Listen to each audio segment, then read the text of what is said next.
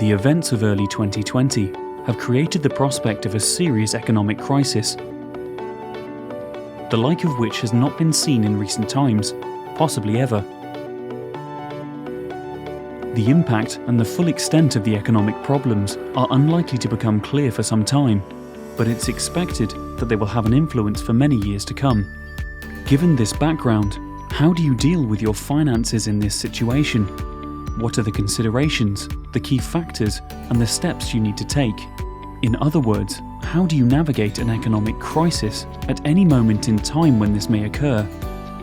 The first point to make is that the principles of good financial management or financial planning do not change. Indeed, they become even more important in such challenging times. And a core part of this is to maintain a long-term view. The trick is to work out what you need to do now, whilst at the same time having an eye firmly on your future goals and objectives. The best place to start is by taking stock and reviewing everything in light of the changing landscape. How has this crisis affected your investments, your pensions, your retirement planning? How has your income and expenditure position changed? With pensions and your retirement plans, ask yourself, is the strategy still suitable, or are adjustments needed? Are your targets still going to be met? Are the underlying investments or funds still the right mix?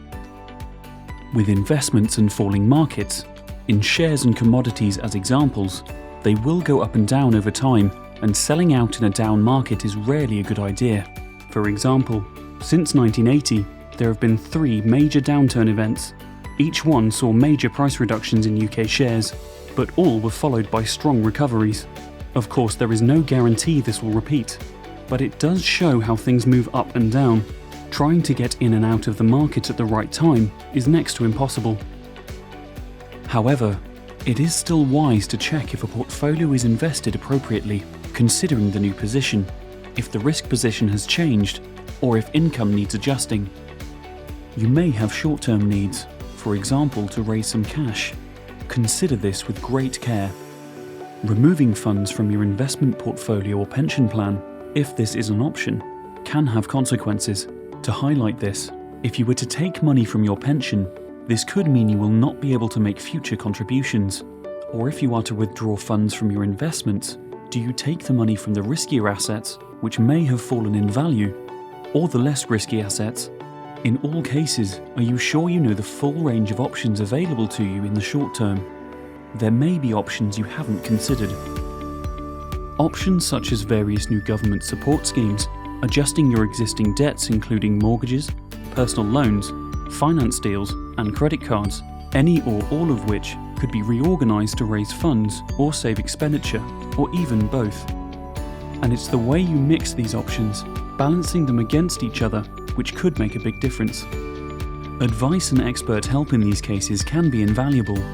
Once you've reviewed your current position and short-term needs, then look at how your long-term financial forecast is affected. The most important action in this respect is to run fresh cash flow projections, the models of your position as it evolves over the years. These projections may now look different because of the changing economic picture. Model future scenarios assuming a worst-case scenario, a medium impact scenario, and a good strong recovery.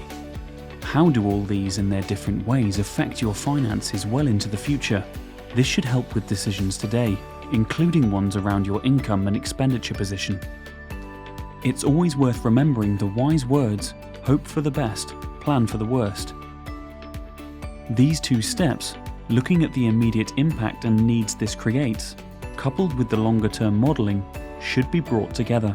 There are many other angles to consider within this overall exercise.